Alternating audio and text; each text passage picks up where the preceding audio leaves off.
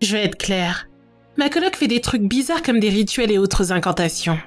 Mais elle est aussi obsédée par les fées. Je ne sais pas pour vous, mais quand je pense aux fées, j'imagine quelque chose comme la fée Clochette.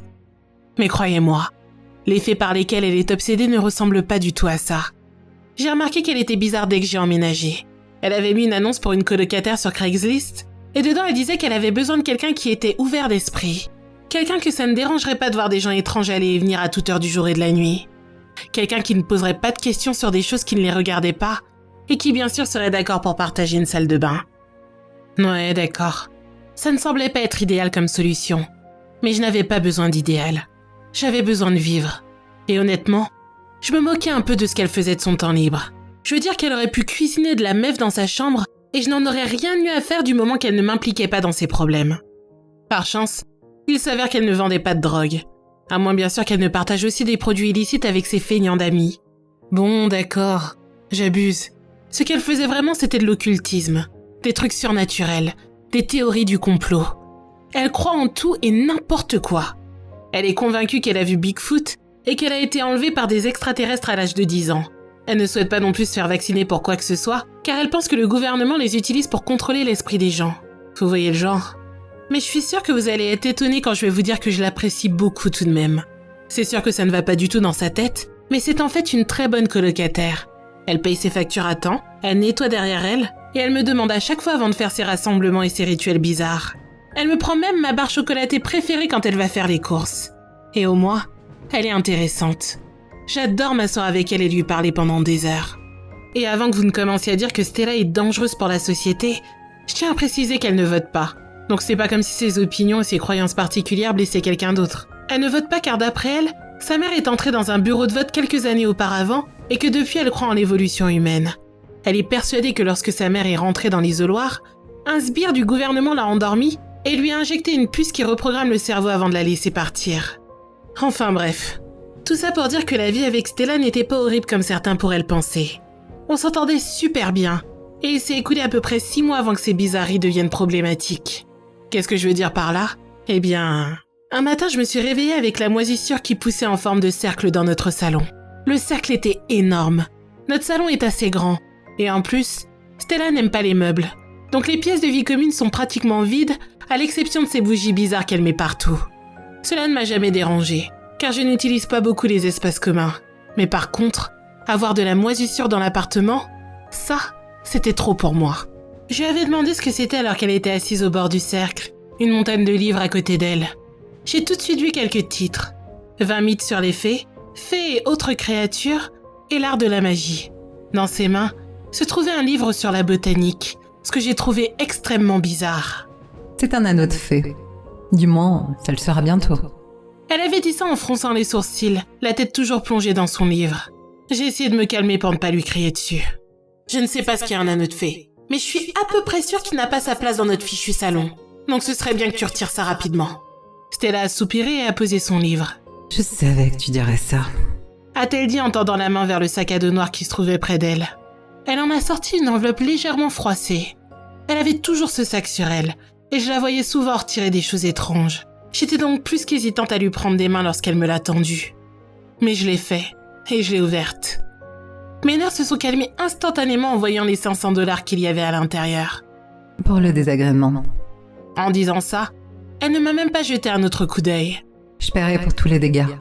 Je savais que notre propriétaire ne prendrait pas la peine de venir vérifier. Il était assez je m'en foutiste avec ses appartements de toute façon. Alors, j'étais plus qu'heureuse d'accepter son pot de vin, à la seule condition que ça n'aille pas jusqu'à ma chambre. Je dois avouer que je me suis demandé où elle avait obtenu tout cet argent. Stella n'était jamais à court d'argent, même si j'avais l'impression qu'elle était sans emploi. Mais bon, ça ne me regardait pas. Cette nuit-là, avant d'aller me coucher, j'ai cherché anneau de fée sur Google. Je n'ai lu que pendant 5 minutes environ avant de m'ennuyer et d'abandonner. Est-ce que vous savez combien de choses ont été écrites sur ces trucs ? Je vais vous répondre. Beaucoup trop. Quoi qu'il en soit, j'ai compris 2 choses très importantes. Tout d'abord, de nombreuses cultures croient que les anneaux de fée sont causés par des fées ou des lutins dansant en cercle. Deuxièmement, les mortels ne devraient absolument pas tenter de les approcher. Pour être honnête, je n'étais pas vraiment inquiète. Non seulement je ne croyais pas aux fées, mais en plus, j'étais aussi convaincue qu'on ne pouvait pas juste décider de cultiver un anneau de fée.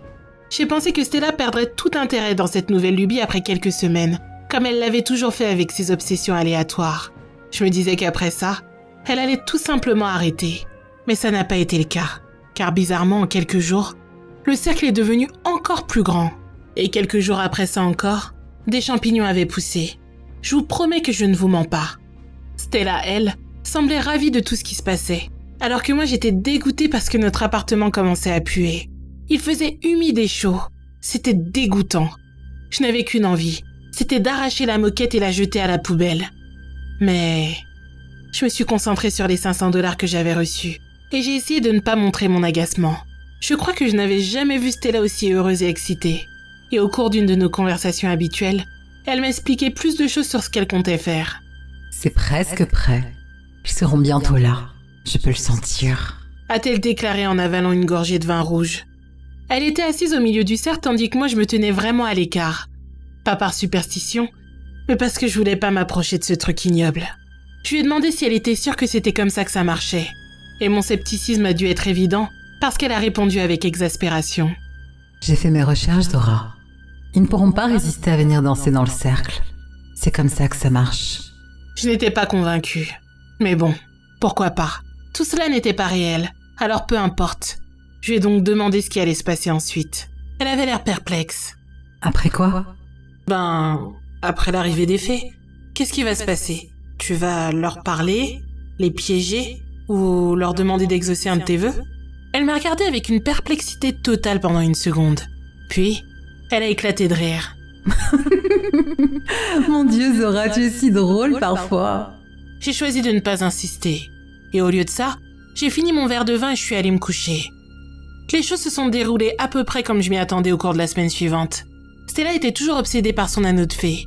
Mais finalement, son intérêt a commencé à décliner et elle s'est mise à lentement mais sûrement s'intéresser à autre chose. J'ai remarqué que quelques livres sur le diable de Jersey faisaient leur apparition. Et je me suis dit que ça allait être le prochain sujet que j'allais devoir supporter. J'avais l'impression de vivre dans une sorte de série complètement déjantée. Et puis, il y a 3 semaines, quelque chose de différent s'est produit. Je me suis réveillée vers 4 heures du matin car mon sommeil avait été perturbé par une étrange lueur bleue.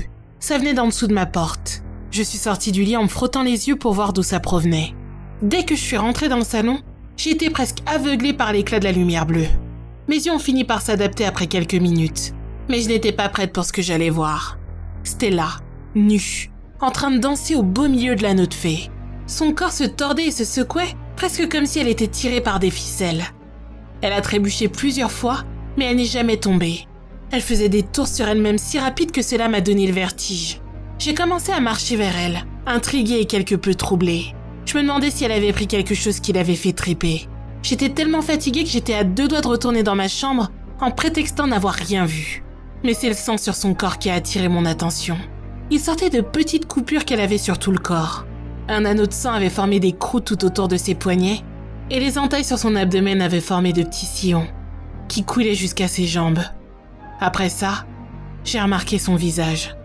Ses yeux étaient fixés sur moi et ça m'a donné la chair de poule.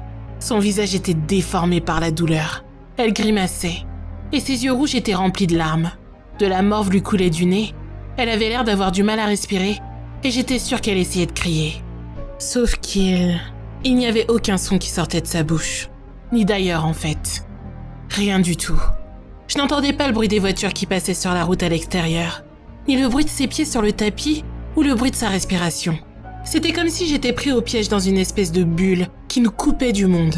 À vrai dire, je n'avais pas vraiment besoin d'entendre ce qu'elle criait. Je pouvais lire sur ses lèvres, comme si les mots y avaient été imprimés. « Aide-moi ». Voilà ce qu'elle répétait en boucle. Mon corps a répondu tout seul à son appel à l'aide silencieux.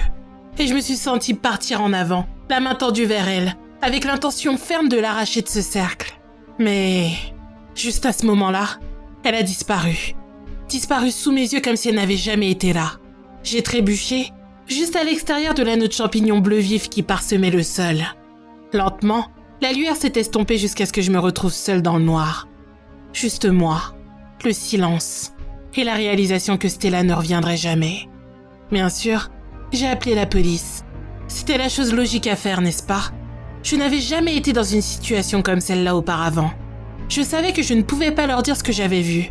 Alors, j'aurais juste dit que quand je me suis réveillée, Elle était partie. Et que ça ne lui ressemblait pas du tout. J'ai insisté sur le fait que j'étais sûre que quelque chose lui était arrivé. Ils ont fini par la déclarer comme personne disparue. Et jusqu'à ce moment-là, je me suis tenue bien à l'écart du salon. Je voulais sortir de là le plus vite possible. Vu que je ne savais pas où aller, j'ai réservé une chambre d'hôtel jusqu'à ce que je parvienne à trouver un endroit où vivre. Je n'en avais rien à faire de rompre le bail ou de ne pas récupérer ma caution. Je voulais juste partir de là. Par chance pour moi, j'ai trouvé un autre logement à louer assez rapidement.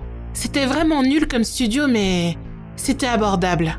Et j'ai fini par avoir le courage de retourner dans notre ancien appartement. Il fallait à tout prix que je remballe quelques affaires, parce qu'après ça, je ne voulais pas du tout avoir à y remettre les pieds. Quand j'ai ouvert la porte, je n'en croyais pas mes yeux. Elle était là, allongée au milieu de la note fée.